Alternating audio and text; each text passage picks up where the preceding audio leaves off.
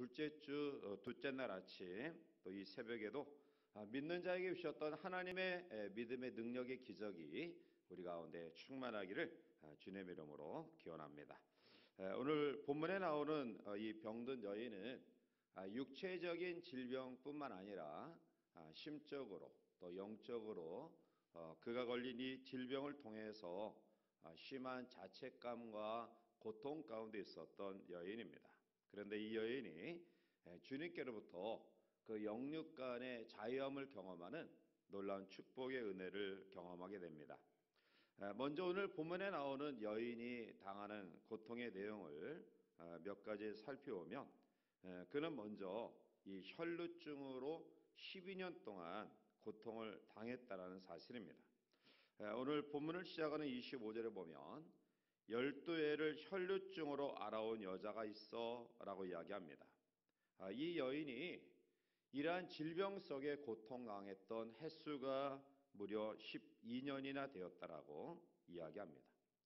정말 황금 같은 그러한 생애, 건강하면 무엇이든지 또 어떠한 곳이든지 다니면서 행할 수 있는 이러한 때에 무려 12년 동안 이 질병으로 위축된 삶을 살았다는 것은 그에게 심한 고통일 것입니다.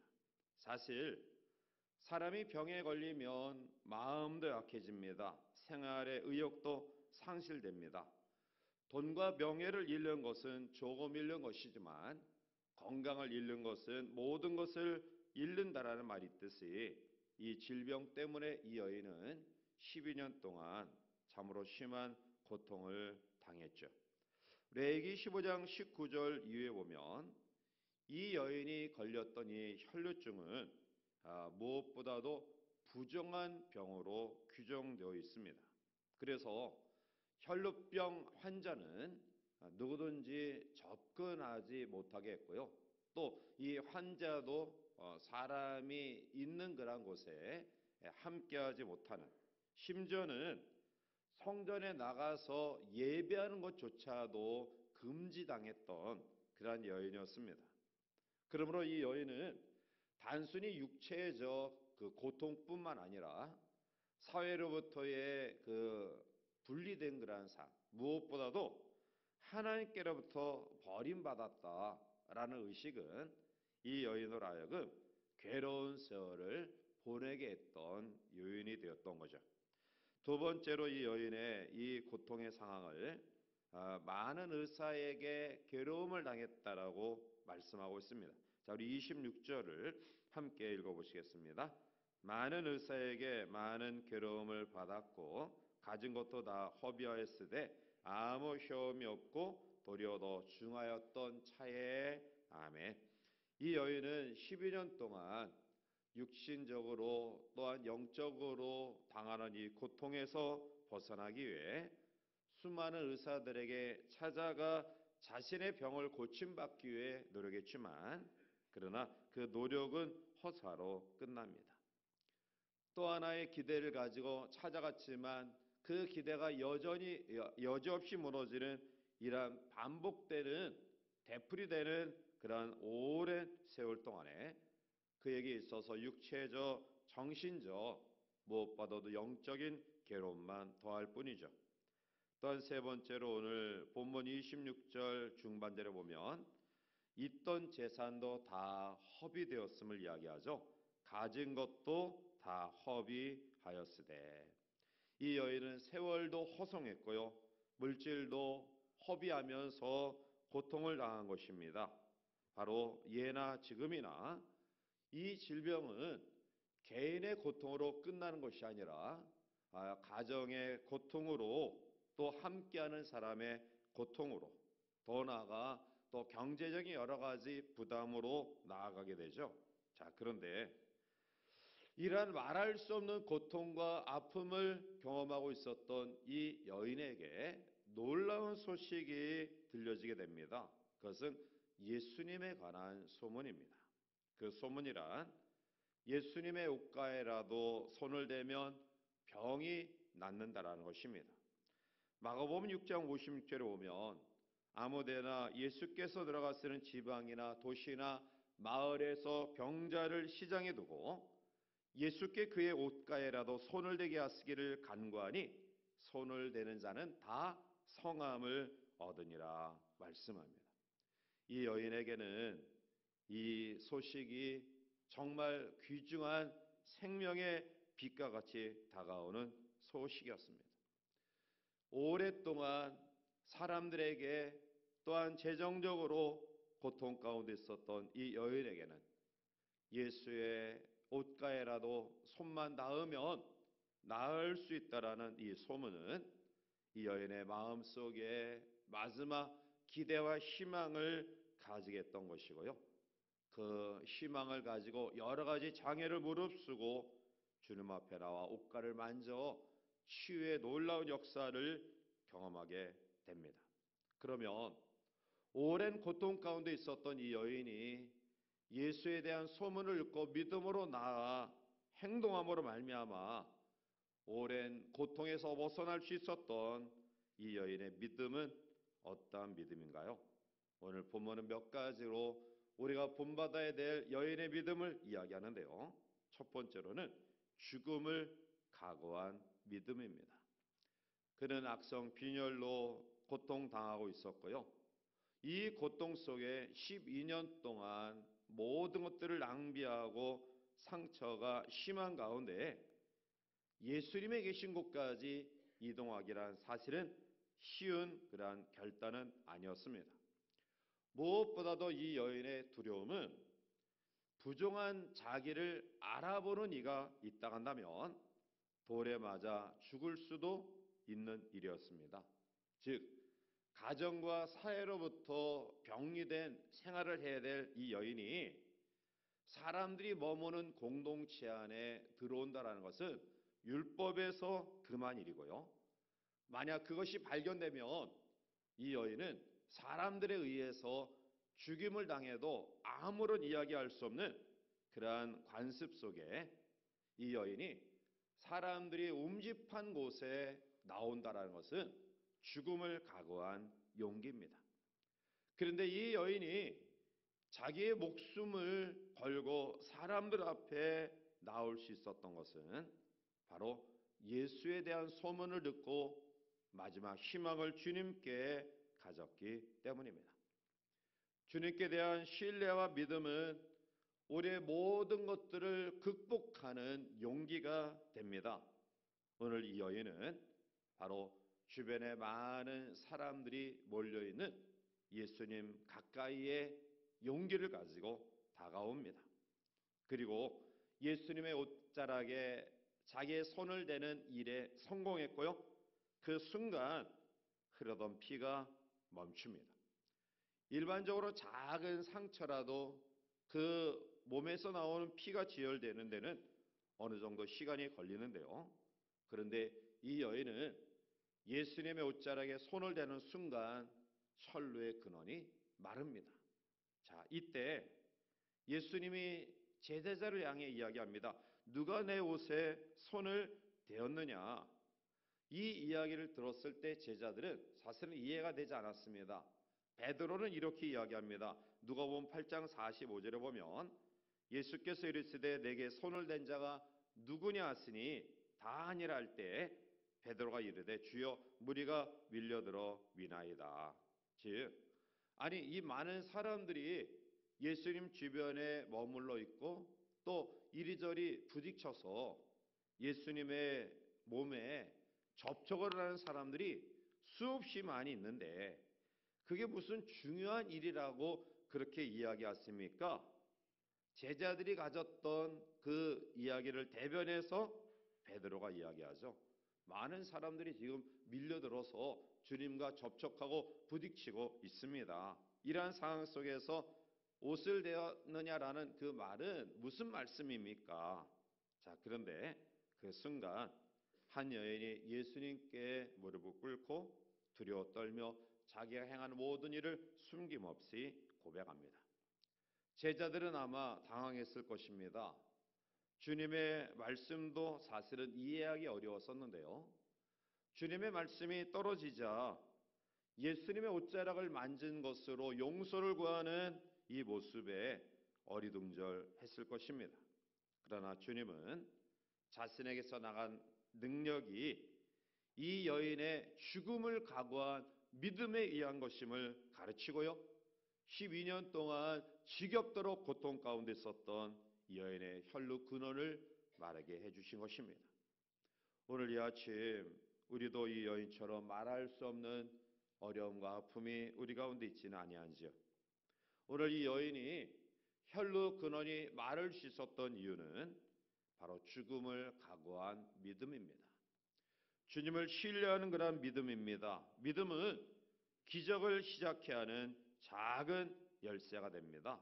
오늘 이 아침 우리에게 기적을 경험하는 열쇠를 통해서 굳게 잠겨진 자물쇠를 여는 놀라운 믿음의 신뢰의 행위가 우리 가운데 가득하기를 주님의 이름으로 축원합니다. 두 번째로 오늘 이 여인의 믿음은 예수님 자체를 믿는 믿음이었습니다. 그는 의술로도 돈으로도 해결할 수 없는 것을 예수님이 해결하실 수 있는 능력의 분임을 확신했습니다. 그 믿음이 예수님을 찾게 했고요. 죽음을 무릅쓰고 주님께 가까이 나오게 하는 용기를 가지게 했던 것입니다. 그 믿음은 단순한 믿음입니다. 사람들은 증거를 보여주며 믿겠다라고 이야기합니다. 그러나 믿음은 그런 것이 아닙니다. 믿음은 보이는 것을 믿는 것이 아니라 믿음을 가질 때 보여지는 경험이 바로 믿음입니다. 예수님은 우리에게 어린아이의 신앙을 요구합니다.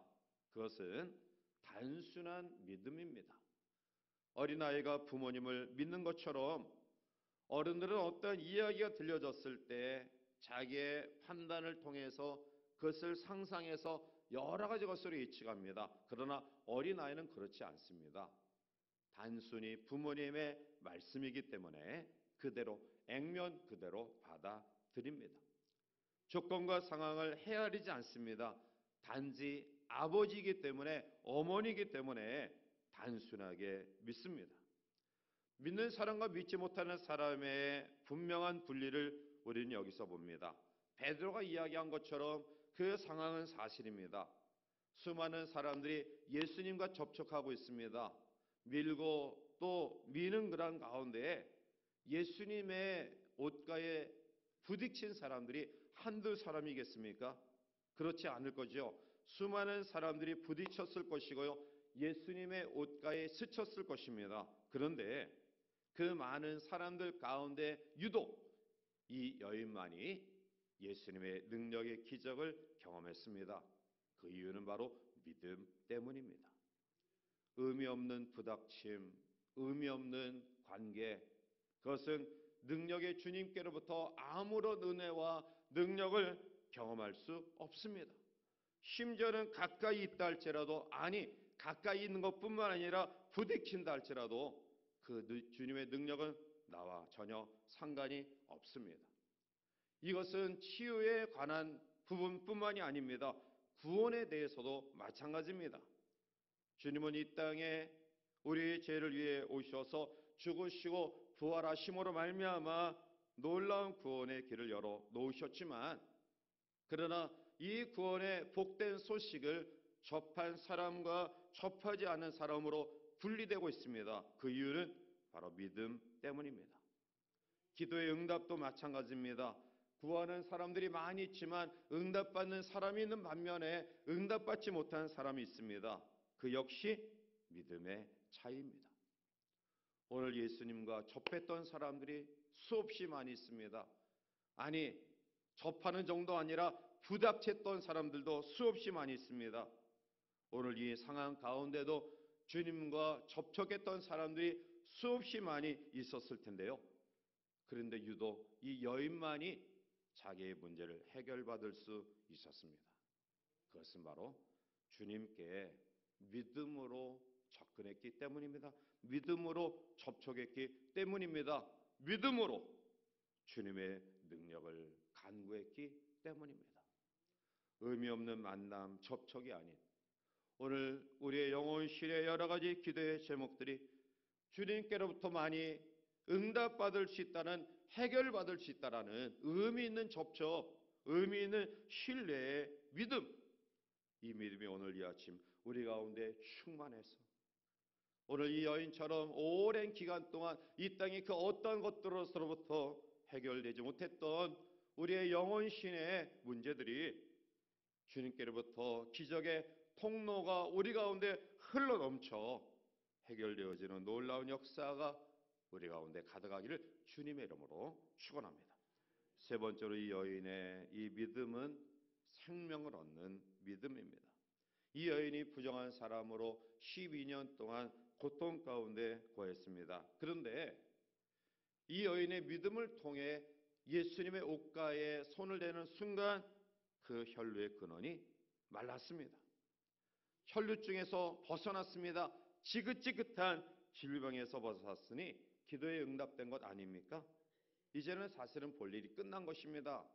그냥 돌아가도 사실은 아무런 상관이 없습니다. 그 믿음이 예수님과 접촉돼서 개인의 문제가 해결되어졌기 때문에 사건이 거기서 그냥 나타내지 아니하고 드러내지 않아도 이 여인에게 있어서는 그의 문제가 해결됐기 때문에 전혀 문제가 되지 않습니다.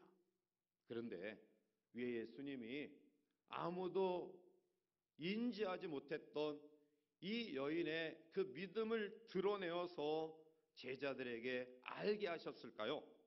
그리고 그 여인의 고백을 통해서 사람들에게 그것을 주목하게 하셨을까요?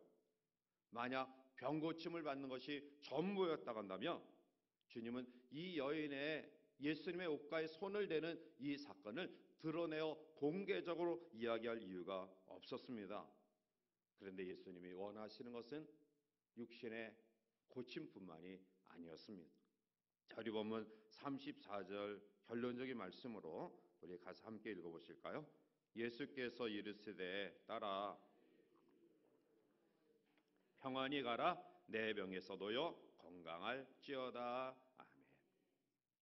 오늘 여인이 주님께 접근해왔던 동기는 사실은 혈루의 근원이 말라지는 그러한 치유의 능력을 원했지만 이 여인에게 들려졌던 예수의 소문은 단순히 예수님이 육신의 질병만의 고침의 해결자가 아니라는 사실을 익히 알고 있었습니다. 그래서 그는 28절 말씀 가운데 보면 내가 그의 옷에만 손을 대어도 구원을 받으리라. 이 여인의 예수님께 대한 접근은 단순히 육신적인 문제의 해결만이 아니었습니다. 주님은 그것을 보신 것입니다. 그리고 그것을 드러내어 사람들에게 나타나기를 원하셨던 것입니다. 그래서 우리들이 같이 읽은 34절에도 이 여인의 믿음을 그대로 표현하고 있는 것입니다. 따라 내 믿음이 너를 구원하였으니. 이 여인에게 원하셨던 주님의 기대는 육체의 질병뿐만이 아닌 영혼의 구원이었고요. 그리고 그 영혼의 구원이 바로 생명 얻는 믿음을 가지고 나았을 때 영혼이 잘된 같이 범사가 잘되고 강건한 은혜를 경험한다라는 요한 3서 1장 2절의 말씀이 이루어짐을 사람들에게 보여주기 위함이었습니다. 우리가 살아가면서 헤아릴 수 없는 많은 종류의 간구와 부르짖음과 기도의 제목을 가지고 주 앞에 나옵니다. 학업의 문제, 결혼의 문제, 직장과 건강과 재물과 여러 가지 우리의 삶 속에 살아가는 데 필요한 것들을 가지고 주 앞에 간구합니다. 그러나 그 속에서 우리에게 주어지는 큰 감격과 감동과 기쁨은 바로 죄인된 내가 구원의 반열에 세워진 것입니다. 만약 오늘 우리가 예수님께로부터 단순히 우리의 마음의 위로와 또 우리의 마음 속에 단지 안정을 되찾는 정도로 더 나아가 우리의 육신의 문제를 해결받는 정도로만 생각한다고 한다면 우리는 가장 소중한 것을 잃어버리고 있는 사람들입니다. 오늘 이 여인의 이 행위를 드러내어서 공개적으로 주님이 말씀하셨던 이유는 이 여인이 가진 주님에 대한 믿음은 단순히 육신적인 문제뿐만이 아닌 주님의 옷가에라도 손을 대면 구원을 받을 것이라는 영적인 그것을 보셨고요. 오늘 주님은 사람들에게 내가 단순히 육신적인 문제뿐만이 아니라 바로 영혼의 문제를 해결하기 위해 오신 메시아임을 보여주기 위한 사건이었음을 우리가 본문을 통해 다시 한번 기억하면서 오늘 이 아침 간절한 마음으로 우리의 가장 귀중한 생명을 아까워하지 아니하고 그것을 무릅쓰는 믿음, 그리고 예수님의 능력을 믿는 믿음, 더 나아가 우리의 육적인 것뿐만 아닌 영적인 것을 해결해 주시는 메시아임을 믿는 아름다운 믿음으로 간구하고 부르짖는 우리 모두가 되어서 여인에게 허락하셨던 놀라운 기적과 은혜가 이 아침 우리 가운데 충만히 임함을 경험하는, 믿음으로 하나님의 능력을 경험하는 복된 성도의 삶이 되시기를 주님의 이름으로 간절히 축원해 드립니다. 기도하시겠습니다. 참 좋으신 하나님,